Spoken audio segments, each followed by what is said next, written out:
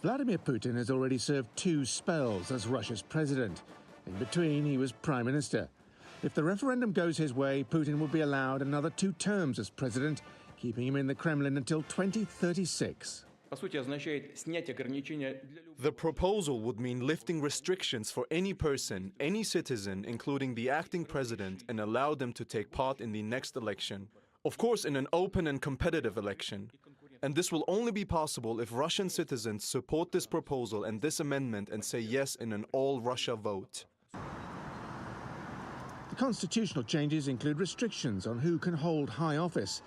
They assert the supremacy of Russian law over international law and promise higher pensions and minimum wages.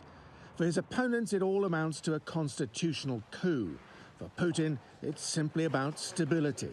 There is no real alternative to Putin still today. There is no meaningful opposition leader. And on the whole, Russians still feel not so much that they're supportive of Putin, but they're supportive of stability, which means Putin. A Victory Day parade in Red Square on the eve of voting probably wasn't a bad way to launch the vote.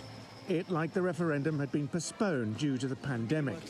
There's social distancing at polling stations, and voting is spread over a week. But opposition politicians have urged people to boycott the process, predicting high levels both of vote fraud and new infections. Russia already has the world's 3rd largest COVID-19 caseload, and the government's handling of the pandemic has been widely criticised. Putin's personal polling has slipped, and many fear the lockdown is being lifted too soon.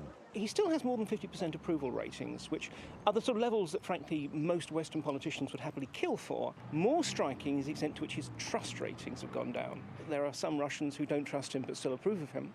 But secondly, the fact that, again, people are feeling that he's not delivering on his promises. Russia's parliament and constitutional court have already approved the changes. Putin doesn't strictly need a popular vote. But for someone who projects himself as a Democrat, a yes vote would give him legitimacy. To achieve that, he'll need a decent turnout and a hefty majority. That's why critics say the referendum is spread over 7 days and allows online voting.